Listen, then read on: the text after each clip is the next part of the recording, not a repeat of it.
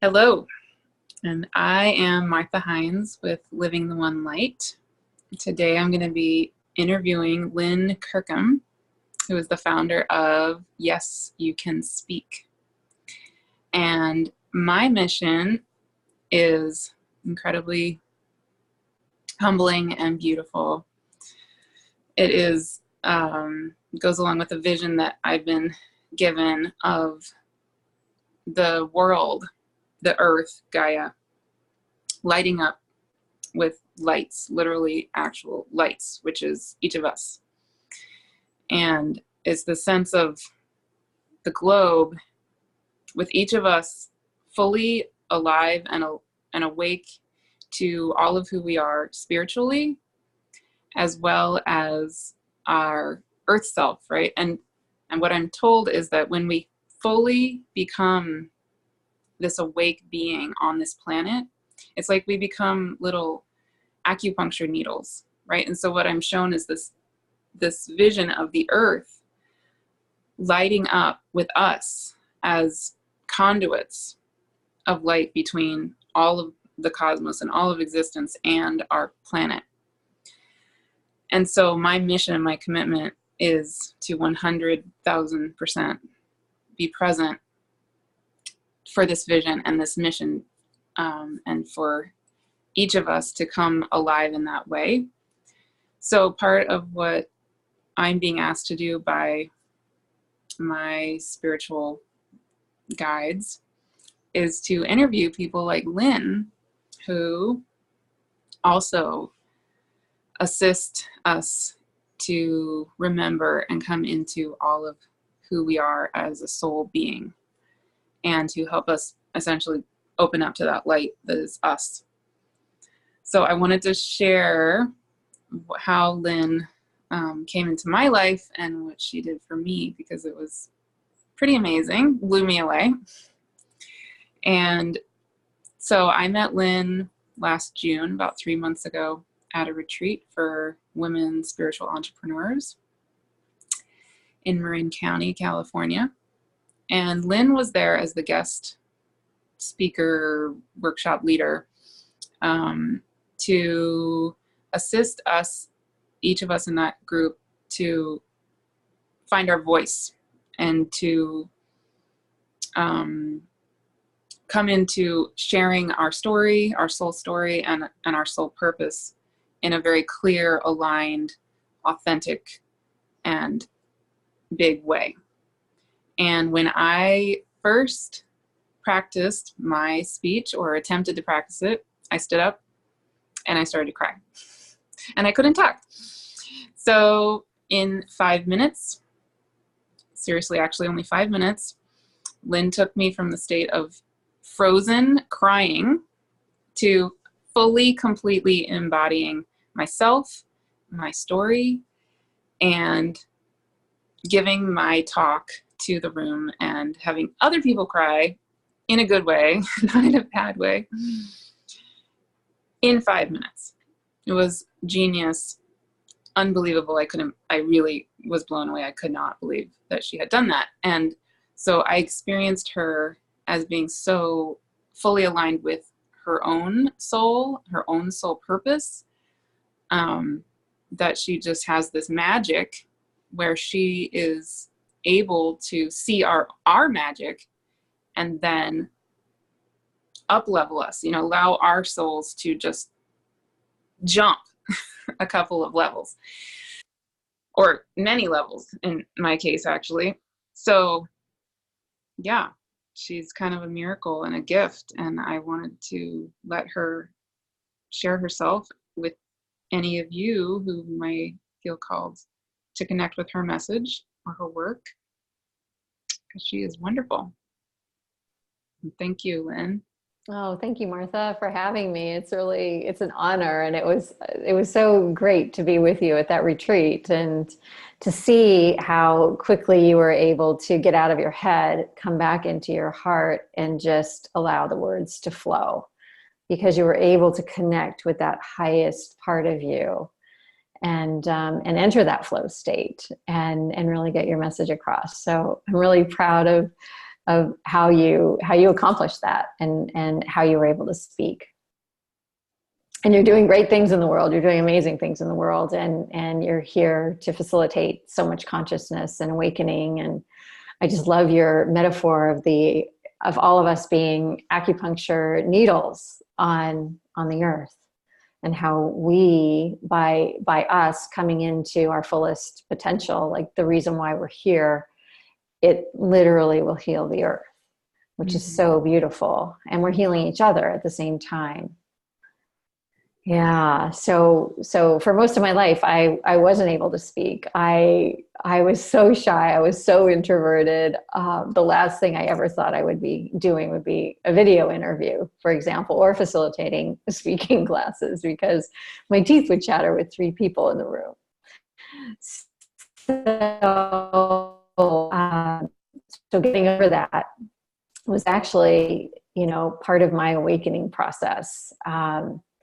I remember, I took a solo journey around the world for 3 years. I actually just, every single day I would just wake up and I would be guided to people or causes or animals that needed help, and I'd help them. And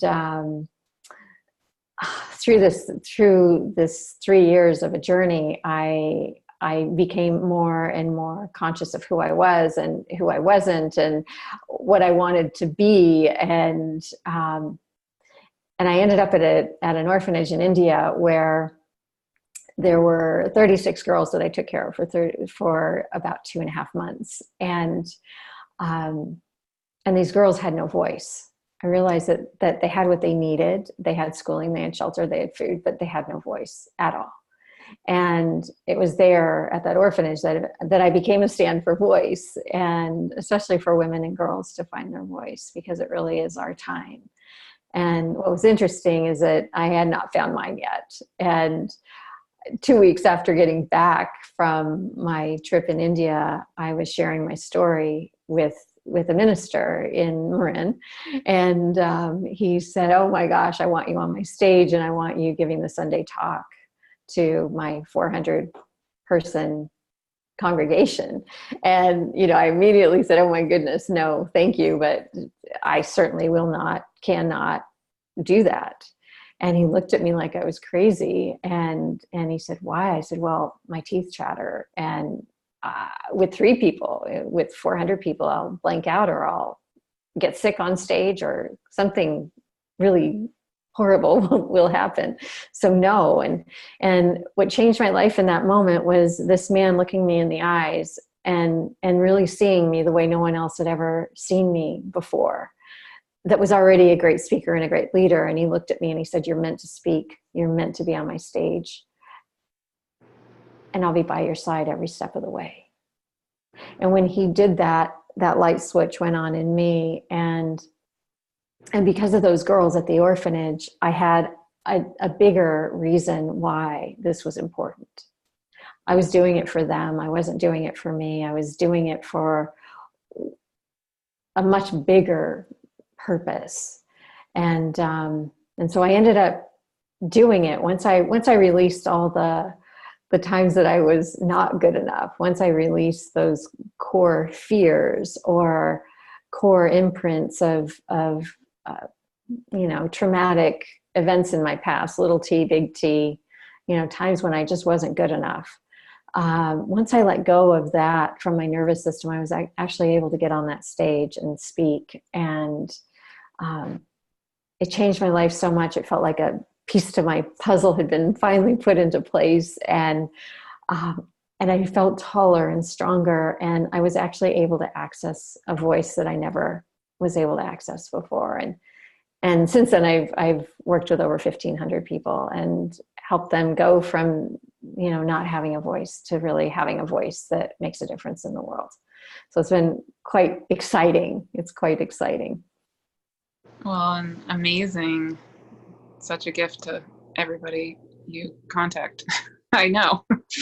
So do you have a particular way that you envision this awakening that's happening on the planet for yourself? Or I believe that we are all put here for a reason and a purpose. I believe that we're born with this seed of pure potential. I believe that it is our duty to manifest that we were put here to do good in the world, to be our best self, to be the best version of ourselves, and make the biggest difference that we can while we're here. You know, we have a very short time here, and our duty is to really maximize it.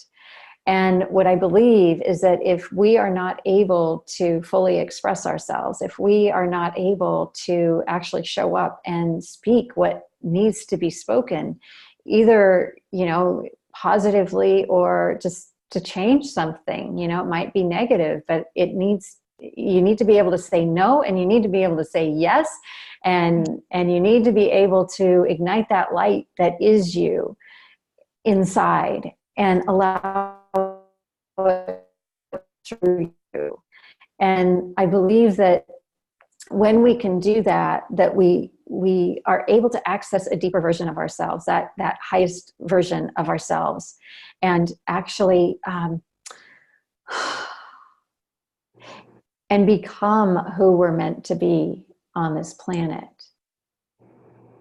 And then we are those lights that you talked about in your metaphor. Yeah, one way I feel it is that even as you're talking, is just like with anything, you know, everything is energy, right? So it's like with any kind of energy flow, there are potentially things that stop that natural flow. And in myself, for example, I can feel when I have hesitance to really show myself or be visible or share my story or be as big as I actually am. It's like there's something in my body that's stopping that energy flow. And you have some way of just flicking that away, or I don't know what it, like just taking that thing that's in my body and just tossing it aside, or making me realize it doesn't actually exist, or I don't know. I mean, is there anything you can speak to about anything related to your process of how you work your magic, like what that is for you? Good question. There's a couple ways that I do it. And one is, I believe that I have this gift of being able to see people. Mm-hmm. See people deeply for the truth that they are, the pure potential that they are, and in a way that they're not able to see themselves. Mm-hmm. And by me really connecting with them and seeing that and expressing it to them, and in a way where they really get it, I believe that switch happens, and then they're able to toss out those negative beliefs that they have about themselves. Mm. And sometimes we can do it in just an afternoon, like we did with you, mm-hmm. which was awesome. And sometimes people need a little bit more support in that, right.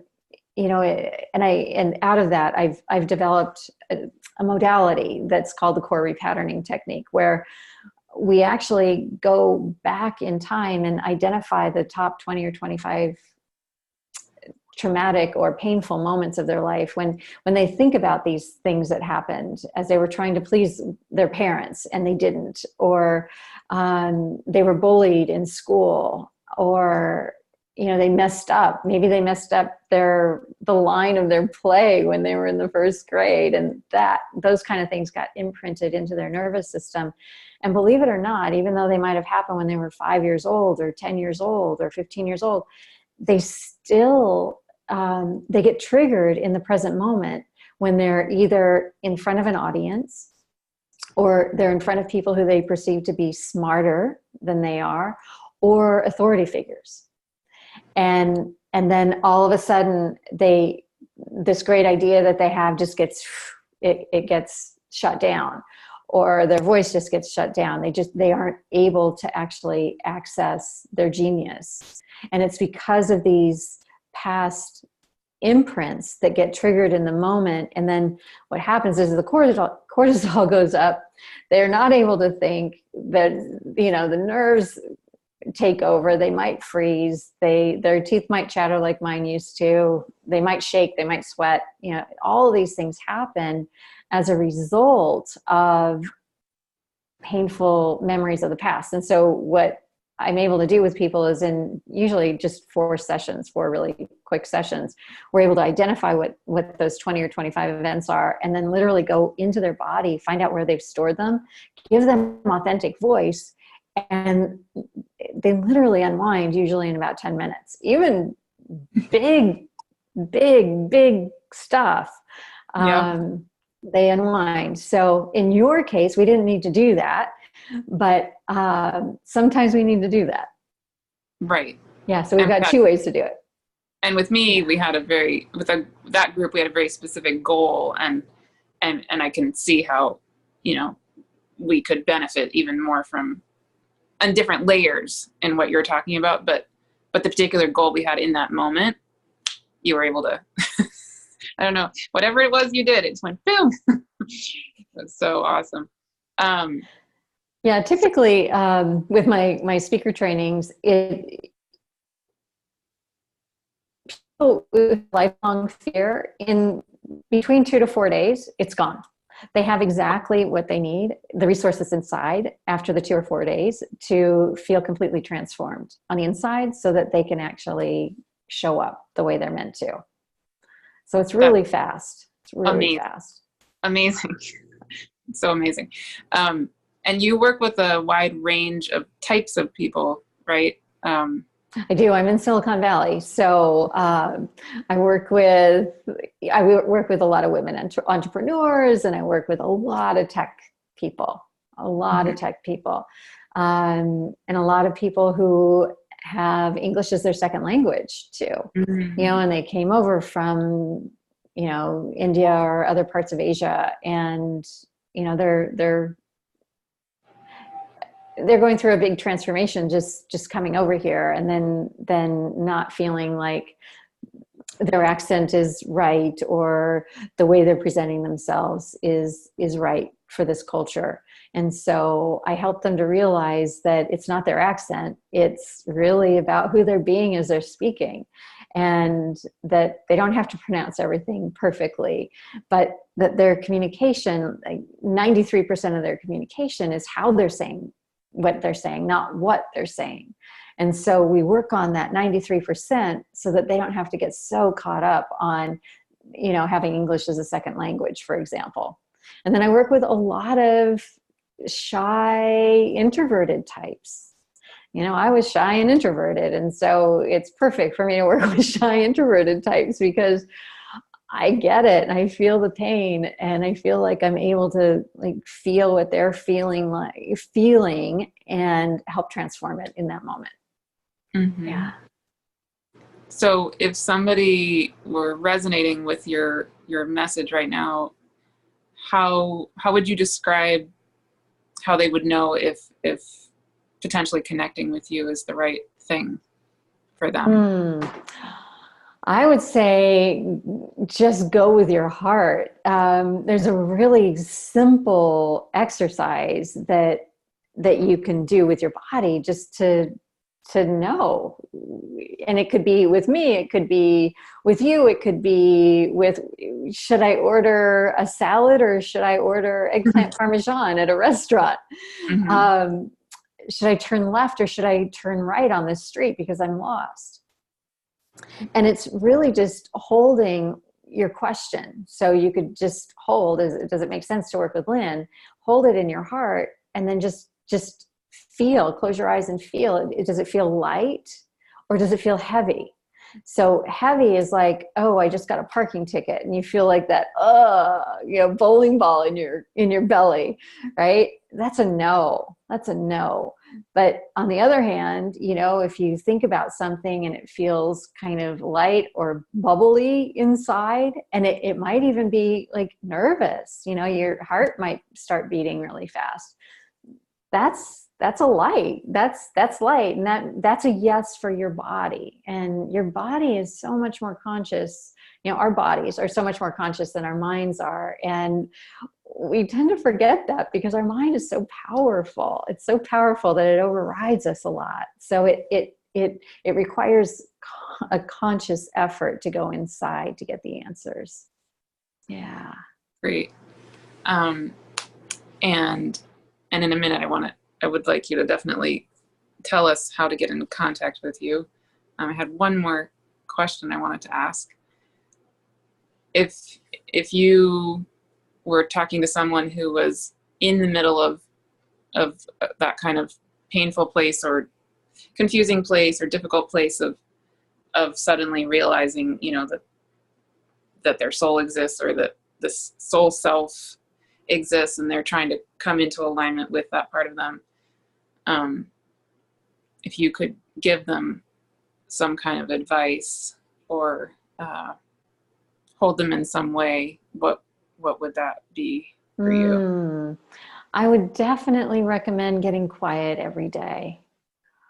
Meditation, just closing your eyes and being in nature is a wonderful way to do it. Waking up and watching the sunrise and like literally taking the sun in with your eyes as it's just is a beautiful way to take the love of the universe. Also, just keep asking yourself, who am I here to be? Who am I meant to serve? How am I meant to contribute? And what brings you the most joy? Look for that lightness. Look for something beyond what your mind knows. Be open to something bigger that you might not have even thought of before. One of the things is just to keep following your joy so that you can use different parts of your brain to help you expand. And honoring yourself first and being kind to yourself will help you to find that power within you. One of the things that we do in the program is mirror work. I don't know if you've ever heard of that, but it's something that was developed about 40 years ago by Louise Hay. And it's just really powerful work to look at your own eyes in the mirror and tell yourself how great you are and how much you appreciate yourself, rather than beating yourself up, which is what we usually do when we're in front of the mirror. But it's self-love versus self-flagellation. I believe will help get us into more alignment with our truth. And then we'll be able to feel that outer guidance. You write your book. I've read your first book. Mm-hmm. I'm excited to read your second book. I know you just released that. And I love how you, Martha, are able to really connect with your guides, your highest guidance. And you're living from that place. You're living from that. You are listening, and then you are actually paying attention and doing what they recommend that you do. And your life has unfolded in such beautiful ways.